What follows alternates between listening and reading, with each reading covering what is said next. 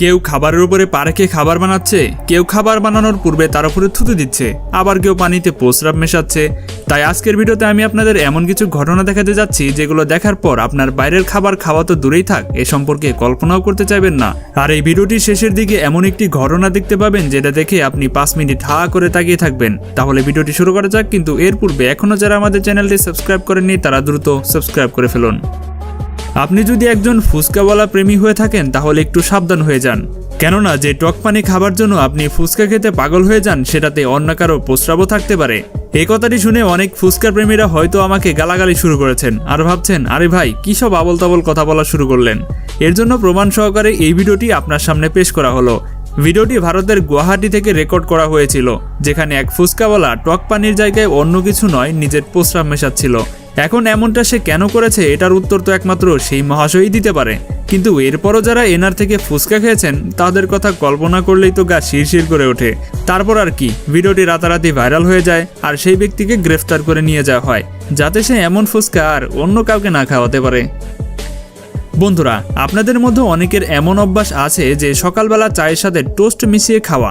হতে পারে এখনও আপনাদের মধ্যে অনেকে চায়ের সাথে টোস্ট মিশিয়ে খেতে খেতে আমার ভিডিওটি দেখছেন। তাদের জন্য সতর্কবাণী, খাবারটা রেখে একটু ভিডিওটি দেখুন।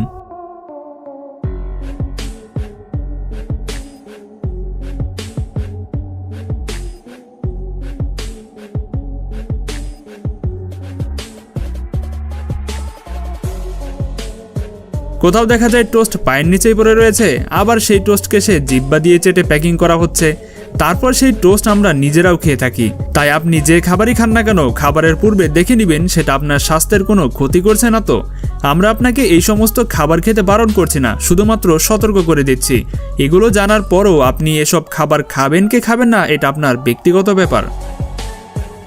আপনারা প্রতিটি মহল্লাগুলিতে এভাবে ভ্যান গাড়িতে করে খাবার বিক্রি করার দৃশ্য তো অবশ্যই দেখেছেন। তখন কি হবে যখন এই সবজিগুলো পানি দিয়ে পরিষ্কার না করে বজ্র নালার পানি দিয়ে পরিষ্কার করছে, আর সেটা শেষ পর্যন্ত আপনি কিনে নিয়ে গিয়ে বাসায় রান্না করে খেলেন।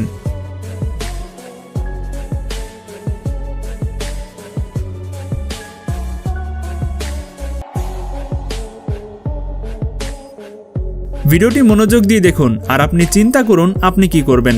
এভাবে প্রতিনিয়ত না জানি কত বাটপার বিক্রেতা আমাদের ধোঁকা দিয়ে সবজি বিক্রি করছে। সাধারণত আমরা বাইরে থাকলে হালকা ক্ষুধা মেটানোর জন্য সবসময় টিক্কা, পেঁয়াজের মতো তৈলাক্ত খাবার খেয়ে থাকি, যেগুলো খেতে অনেকটাই সুস্বাদুও বটে। কিন্তু এই ভিডিওটি দেখার পর আমার স্ট্রিট ফুড সম্পর্কে সকল ধারণাই পাল্টে গিয়েছে। যদি এই প্রক্রিয়ায় কোনো খাবার বানানো হয় তাহলে হয়তো আমাদের খাবার খাওয়াটাই সবচেয়ে ভুল হয়ে দাঁড়াবে। সৃষ্টিকর্তা কোনো কারণে এই ব্যক্তিটির হয়তো একটা হাত দেয়নি, কিন্তু মাথা আর জ্ঞান বুদ্ধি তো দিয়েছে। বগলের শত শত জীবাণু এবং ঘাম মিশ্রণের ফলে তৈরি হওয়া এই খাবার বানিয়ে ব্যক্তিটি কি প্রমাণ করতে চায় সেটা যদি আপনি বুঝতে পারেন তাহলে আমাদের তা কমেন্টে জানাতে পারেন। ফুচকা লাভাররা সবসময় ফুচকা খাওয়ার প্রতি কতটা আকর্ষণবোধ কাজ করে সেটা হয়তো আপনি ইতিমধ্যে অনেক দেখে ফেলেছেন। প্রতিটি গলিতে না জানি এমন কত বিক্রেতা রয়েছে যারা ফুচকার সাথে মেশানো টক পানি তৈরিতে হাতে কোনো প্রকার গ্লাভস ব্যবহার করে না। যখন তারা এই সকল মশলা তৈরি করে তখন তারা ঠিক এভাবে হাত দিয়ে তৈরি করে। এমন সিচুয়েশনে আপনি ফুচকার টক ঝাল মিষ্টির স্বাদ খাবার পাশাপাশি হাতে লেগে থাকা ময়লা, ঘাম এবং ব্যাকটেরিয়া সহকারে সবকিছু একসাথেই খেয়ে থাকেন। আরে ভাই, এখানেই শেষ নয়, আরও রয়েছে। এমন সিচুয়েশনে যখন নিজের হাত পরিষ্কার না করে ফুচকা মশলা তৈরি করা হয় সেখানে এই বিক্রেতা এক্সট্রিম লেভেলে চলে গেছে।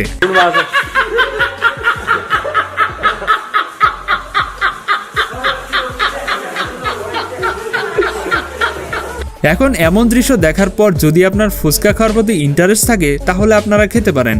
তারপরও আবারও বলে রাখি, এ সকল খাবার খাওয়া না খাওয়া সম্পূর্ণ আপনার ব্যক্তিগত ব্যাপার। আমরা শুধুমাত্র আপনাকে সতর্ক করছি। জাপানিজদের কাছে একটা ডিশ খুবই সুস্বাদু লাগে, যেটা মোচি নামে মার্কেটে বিক্রি হয়। হয়তো আপনারা জানেন না মার্কেটে এমন শেফ রয়েছে যারা এই ডিশকে এমন প্রক্রিয়ায় বানিয়ে থাকে যেটা দেখে আপনার খেয়ে ফেলা মোচি বমি করে বাইরে ফেলে দিবেন।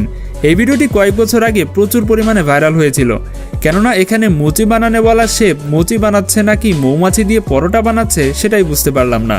এই ডিশটা রোল করার সময় অনেকগুলো মৌমাছিকে এটার ভেতরে ঢুকিয়ে রোল বানিয়ে দেওয়া হয় আর আপনারা সেটা কিনে খেয়ে থাকেন। যাই হোক, ভিডিওগুলো কি লাইক দেওয়ার মতো হচ্ছে? হলে দেরি করছেন কেন? এখনই ফটাফট লাইক করে দিন। যদি আপনাদের কেউ বলে আপনি অনেকগুলো আটা একসাথে মেশাবেন, তাহলে আপনি পা দিয়ে মেশানোর কথা তো কখনোই মাথায় আনবেন না। কিন্তু আপনি অবাক হয়ে যাবেন, এরা এভাবেই কাজ করে থাকে। যেমনটা আপনারা এখন ভিডিওতে দেখতে পাচ্ছেন। এই ভিডিওটি অনেক বছর আগে ইন্টারনেট কাঁপানো একটা ক্লিপ, যেটা প্রথম দেখে সকলেই বেহুশ হয়ে গিয়েছিল। হ্যাঁ, আমরা বিশ্বাস করি অনেকগুলো আটা একসাথে মেশানোর ক্ষেত্রে অনেক পরিশ্রম করতে হয়, তাই বলে পা দিয়ে মেশানো একটু তো বেশি বাড়াবাড়ি হয়ে গেল, তাই না? স্বাস্থ্য নিয়ে এরকম ছিনিমিনি খেলা আজকাল আমাদের আশেপাশে অনেক লোক রয়েছে, তারপরেও আমরা এই সকল খাবারই খেতে বেশি পছন্দ করি। বিবাহের অনুষ্ঠানের খাবারগুলো একটু বেশি সুস্বাদু হয়ে থাকে, কিন্তু আজকের এই ভিডিওটি দেখে প্রত্যেকটা বিবাহের অনুষ্ঠানে গিয়ে আপনার খোঁজ করতে মন চাইবে আসলে রান্নাটি হাইজেনিক নাকি আনহাইজেনিক। এই ছেলেটি একটা বিয়ের অনুষ্ঠানে নান রুটি বানানোর সময় রুটি তাওয়ায় দেওয়ার পূর্বে তাতে থুতু মিশিয়ে তারপর তৈরি করছে, আর বিয়ের অনুষ্ঠানে আসা সকলেই এই খাবার আনন্দের সাথে খেয়ে যাচ্ছে। ভিডিওটি ভাইরাল হবে এটা তো সবাই বুঝেছিল। তারপর এই ব্যক্তিকে ঘরে ডেকে নিয়ে ইচ্ছে মতো প্রথমে ধোলাই করা হয়, তারপরে তাকে পুলিশের হাতে তুলে দেওয়া হয়। তাহলে এখন আপনারা কমেন্ট করুন, যদি এমন কেউ আপনার সামনে থুতু দিয়ে খাবার বানাতে দেখেন, তাহলে আপনি তার সাথে কি করবেন?